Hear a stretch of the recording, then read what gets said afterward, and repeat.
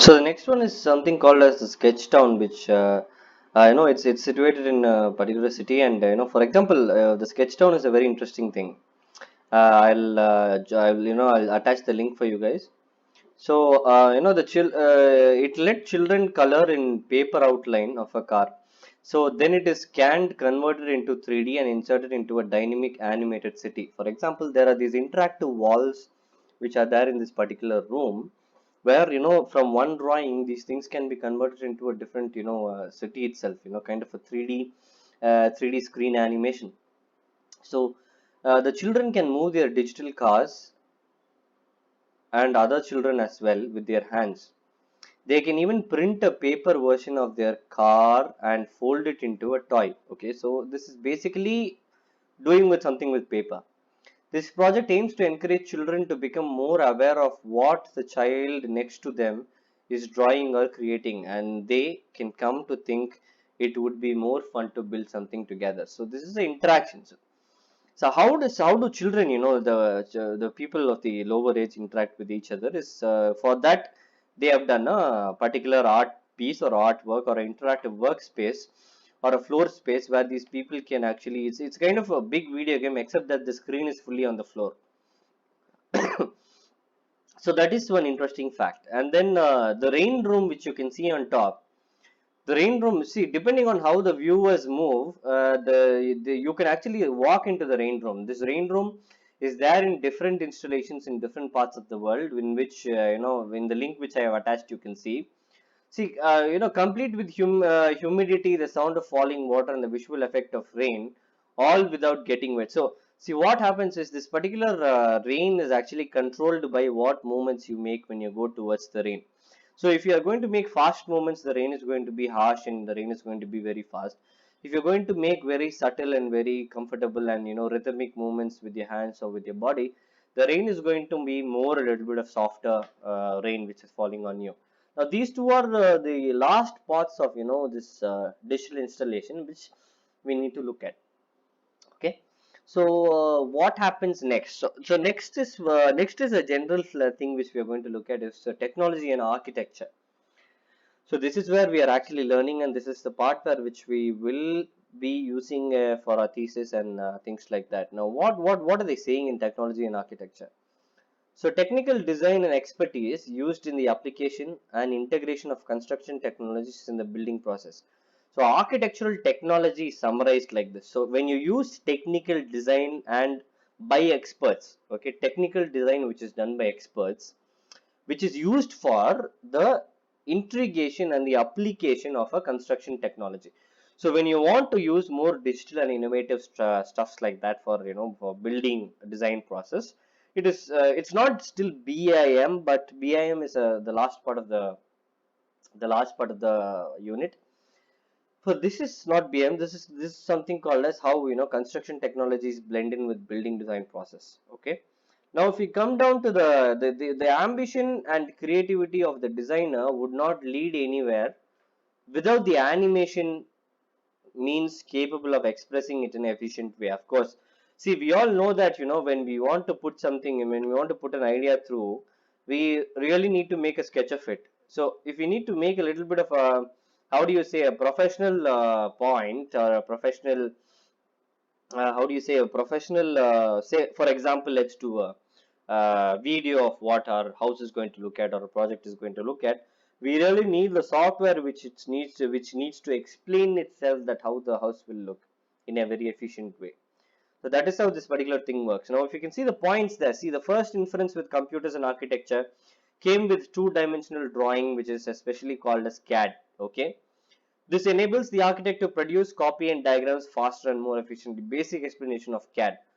Furthermore, the development of such programs has enabled building design models that are able to somewhat compensate with the need of making manual models. So instead of doing manual models, these softwares like AutoCAD may give 3D visualization where we don't need to actually use or make manual models, but we can just do the 3D and it will be explainable. The time and money spent while creating the model and the period taken to create the model and high price it costs make it difficult for the designer to create a new model while modifying it. unlike the digital models which could be modified almost immediately. Very simple point which we all know. So a handmade model costs, and it costs a lot of, takes a lot of time, even if if you need to change or tweak the model to the user manual. But when you bring bring AutoCAD and things like that into the thing, you can actually change it, and it's not going to actually make you spend more time. So that is what is explained in these points, which you can read. Now coming to the next point, for several years, many architects have been famous for being biased towards computers and excellent in manipulating them to highlight their distinctive design ideas. Now we're going to see something very nice here. It's definitely about Zaha Hadid. For example, Zaha Hadid, who has been very famous for her designs, which gained international acknowledgement and appreciation at an early stage of her professional career, she could not use the computer in her designs as modern design software was not available at the time. Very correct. During Zaha Hadid's time, yes, the software was not available and she couldn't use modern designs and stuff like that. So, what did she actually do? So the Zaha did was expressing her ideas through drawings and works of art, which is, it's obvious. By the development of design software and the possibility of its use, she was able to represent her designs more realistically through digital solids. So, like for example, we go to the software and we do something and it brings a design. Now that is the stupidest thing which we can all do.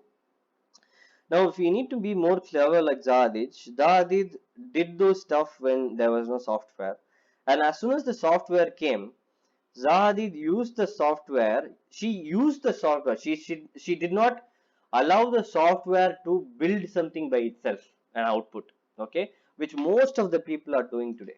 Okay, she manipulated the software in such a way that the software did the work for her. The software built what Zaha Hadid needs to be built. Okay, the software did not go into stuff like, the software came up with new things like blah blah blah. It came with new shapes and things like that, which was automatically put into design. No, Zaha did not do that. She see that is why she could gain this international reputation, because she could manipulating humans are very easy, but manipulating a computer aided software is even more tougher, which she was the queen of that. So this has enabled her to transform her paintings into architectural design, including schemes, sections and engineering drawings, which is very nice. So for example, if you see on the top of the screen, see Zahadid's painting and initial sketches from where she evolves her design. So this is how her actual sketch was actually looking. Now, when we talk about sketches, what we do is we take out the pencil and things like that and we do the sketches. We are going to get, dabbas, and we're going to get like cuboids, and we're going to get like triangles and things like that. Zahadid's sketches were more futuristic. Okay, she was doing sketches which were actually needed for a software to be done. Okay, she was not doing sketches like mountains, trees, and houses and buildings and 3D and stuff like that. No. See, in sketching, we really need to understand that doing different styles of sketching is not good sketching. It's a talent. Okay, it's a talent. It's a user initiative. Doing different styles in sketching like stippling and then shading and things like that. Mirroring the object, digital and stuff like that. But doing sketches which will really show the future can be done only by a few people who really saw how the future was going to be coming to them. So they knew that this particular software was going to be able to do their particular sketch into a 3D model. Now that is what even the director of the movie Avatar also did. So when he wrote the script, he did not have the technology, but when he got the technology in hand, he actually wanted humans and the 3D animated world to be together, which he did. So he did not allow the software to manipulate him. Instead, he manipulated the software to bring about, that world which we saw. So example I'm giving. So for example, the initial sketches of the museum transformed the drawings. So the Guggenheim Museum transformed into drawings, as it transformed, this is Frank Gehry. Okay, we all know Frank Gehry and the famous Guggenheim Museum in Spain. Gehry starts by building models using cartoon, wood and different materials. With advanced devices, scan the models and turn them into digital images. Okay, So CATIA is one good old grandfather program which in our college I think we had. I think they were telling us to use either use CATIA or AutoCAD. So it was one famous thing. Even I think still now it's there. So images were transferred into CATIA program where the design team turned themselves into a digital model and then translate into engineering drawings. So this is how drawings became those models or those 3D types where actually buildings were actually coming out to be. Okay.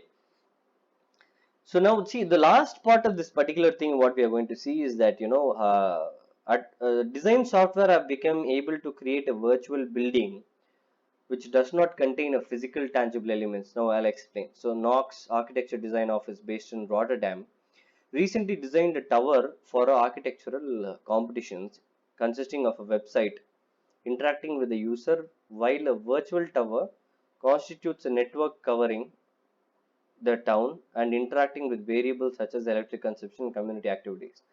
Now guys go to Google and you can just type Knox Architecture Design Office Rotterdam. So if you go to their website and if you go to their page or something like that, so they've done this particular competition design for architecture, a tower. The tower actually makes a lot of technological impact.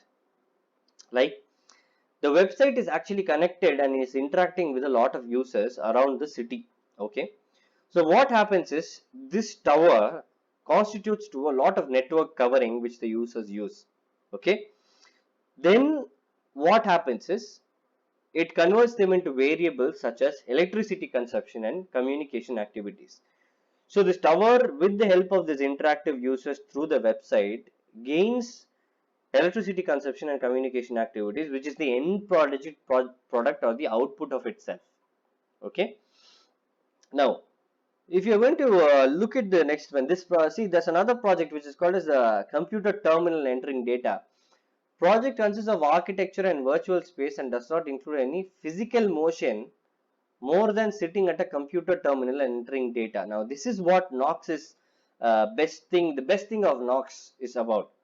Although Knox tries to stimulate senses and body with different effects using these designs, it does compensate the lack of motion caused by the virtual digital technology. So it is all done by a computer terminal only by entering data on a website. There is nothing like we saw previously, human interaction, movement, no body language, blah blah blah. Nothing is like that.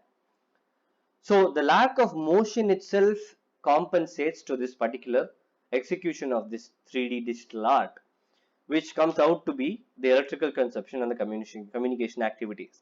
Now it would really help if you guys can go to Google and you can just type out in the Google address bar saying Knox Architecture Design Office Rotterdam, and then you guys can actually get into the learning of this virtual tower and how it comes out to be.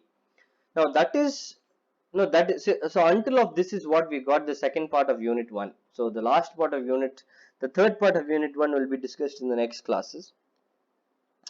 So what I want you to do is guys for the assignments you see I really don't want whatever we saw today in class to be put in the assignment.